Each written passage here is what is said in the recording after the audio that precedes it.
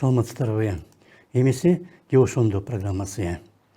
Adalet Hukuk Klinikası düşönbü günü Prezident Sadır Japarovga açık kaygılуу menен чыгып, ишкерликти коргоо боюнча кепилдик талап кылды жана мисал катары вечерний Бишкектин ишин келтирди.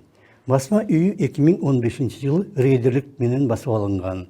Кийин ал чечимди баары жокко чыгарылганына карабай, гезит өз мыйзамдуу ээсине эмгиче кайтарыла элек. Бирок 15-жылы рейдерлик болуп жатканда Александр Рябушкин документтер менен мөөрүмдү жоготуп ийдим десе эле, юстиция органдары ага жаңы документ менен жаңы мөөр жасап алууга уруксат берип, вечерканы ага каттап салган. Чыныгы документтер менен мөөр ал мезгилде басма үйдүн чыныгы ээси Александр Кимдин кабинетине жаткан. Бирок бюрократтар Атамбаевдин бийлиги эмне десе, ошону жасап берген.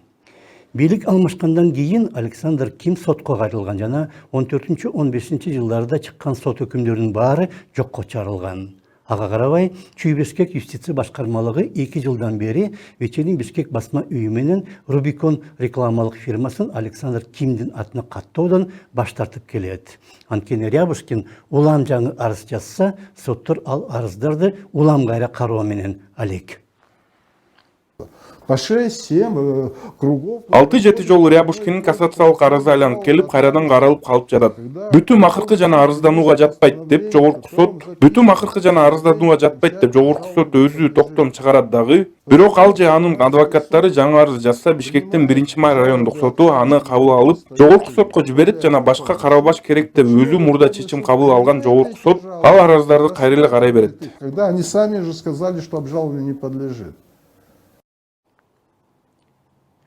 Кимдин атына каттоого болбойт деген Чүй Бишкек юстиция башкармалыгынын 2020 жылдын 1-октябрында чыккан чечимин юстиция министрлиги 8-декабрда жокко чыгарган.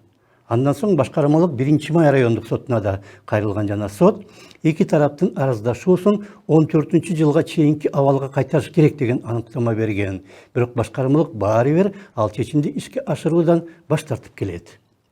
Adalet Hukuk Klinikasının директору Чолпон Жакупованын айтымында, Hukuk министрinin орынбасары Максатбек Есеналиев Минюст чыгарган чечим аткарылбай жатат деп президенттик аппаратка да жазган. Бирок иш баары бир ордунан жылбай жатат. Муну саботаж деп атаса болот жана министр чыгарган буйрукту аткарбаган чиновниктер абдан чоң пара алганбы деп да ойлоп кетесиң.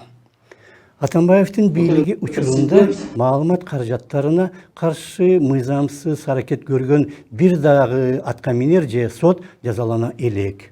Ал кезде башка басылмалар менен телеканалдар жана маалымат агенттиктери дагы бийлик айтканын баарын аткарып, сөз эркиндигине жамынып алып, журналисттер оюна келгенде жазып атат деп өз кесиптештерин да күнөөлөгөн. Бирок эң жогорку жоопкерчилик соттордо жатат.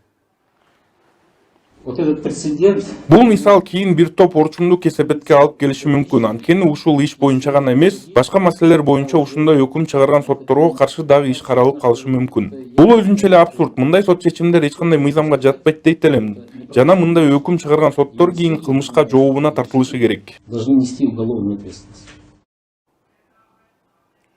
Түзүлгөн мындай мыйзамдык нигилизм үчүн соттор гана эмес, прокурорлор менен тергөөчүлөр, ак үйдө иштеген жетекчилер менен Атамбаевдин колтугуна кирип алган кошуматчылар дагы күнөөлүү.